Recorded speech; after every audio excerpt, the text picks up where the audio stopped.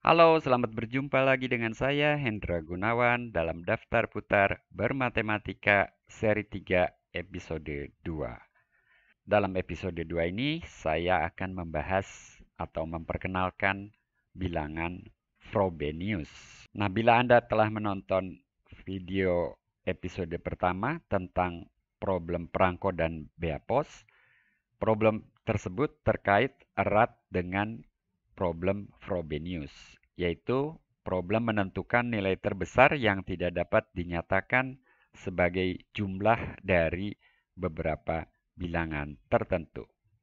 Sebagai contoh, bila sebuah restoran cepat saji menjual sayap ayam hanya dalam kemasan berisi 5 potong, 8 potong, dan 17 potong, maka kita dapat membeli 10 potong atau 13 potong sayap ayam, tetapi tidak dapat membeli 12 potong sayap ayam. Nah, problem Frobenius menanyakan berapa potong sayap ayam terbanyak yang tak dapat dibeli di restoran cepat saji tersebut. Jawabannya adalah 19 potong, ya kan? Cek bahwa Anda dapat membeli 20 potong, 21 potong, 22 potong, 23 potong, 24 potong, dan seterusnya. Nah, bilangan 19 dalam cerita di atas dikenal sebagai bilangan Frobenius yang terkait dengan himpunan bilangan 5, 8, dan 17. Secara umum diberikan sejumlah bilangan positif N1, N2, sampai dengan NK. Bilangan Frobenius yang terkait dengan himpunan bilangan ini adalah bilangan bulat terbesar yang tidak dapat dinyatakan sebagai A1 kali N1 tambah A2 kali N2 dan seterusnya sampai dengan AK kali NK dengan A1, A2, dan seterusnya sampai dengan AK merupakan bilangan bulat tak negatif. Sebagian diantaranya boleh sama dengan 0. Anda dapat mencoba mencari bilangan Frobenius F710 yang terkait dengan dua bilangan, yaitu 7 dan 10.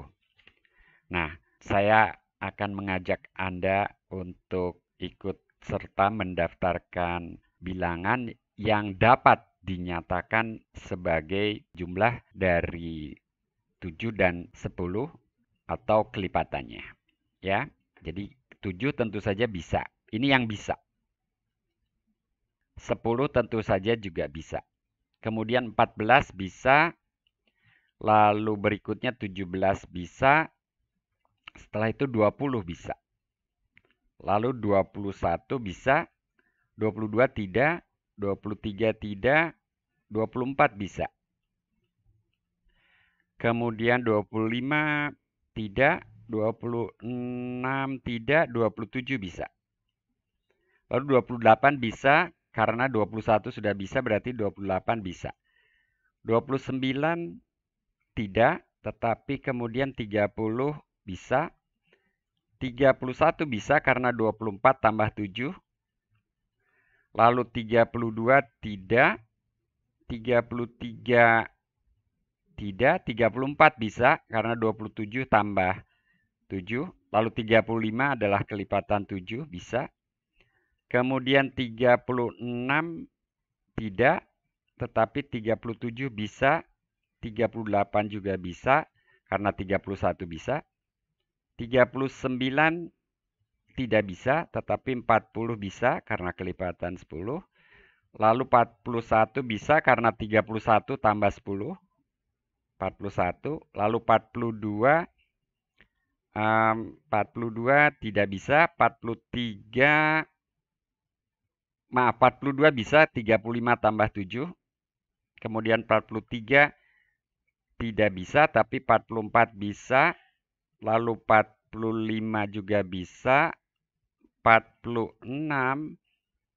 46 tidak.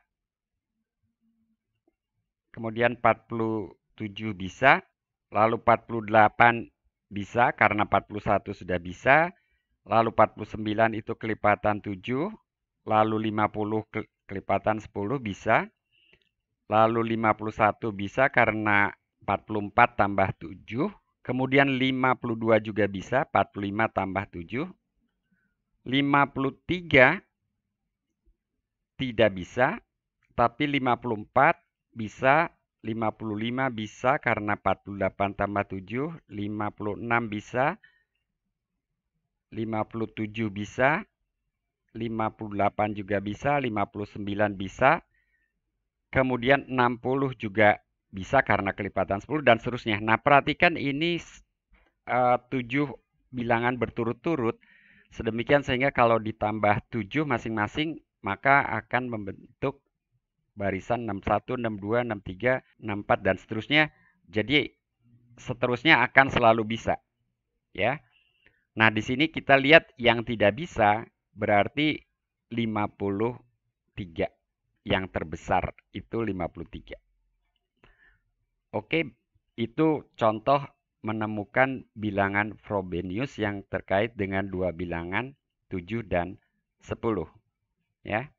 Jadi sini ini sudah ditentukan lebih awal 7 dan 10. Kalau contohnya diganti misalnya 12 dan 25, maka dengan proses yang sama Anda dapat memperoleh juga bilangan Frobenius tersebut. Mungkin bilangannya agak besar ya. Nah, pada tahun 1884, Sylvester menemukan rumus untuk bilangan Frobenius yang terkait dengan dua bilangan A dan B, yaitu ini rumusnya. Jadi FAB sama dengan A kali B dikurangi A tambah B. Jadi untuk A7 dan B10 tadi, ini sama dengan 7 kali 10 dikurangi 7 tambah 10. Jadi memang hasilnya 70 dikurangi 17 itu 53. Semakin banyak bilangan yang terlibat, semakin sulit masalah menentukan bilangan Frobenius tersebut. Jadi selain untuk K sama dengan 2, tidak ada rumus eksplisit yang diketahui untuk bilangan Frobenius yang terkait dengan A1, A2, A3, dan seterusnya sampai dengan AK. Matematika masih menyisakan banyak problem nih. Tapi karena itulah para matematikawan asik, ya.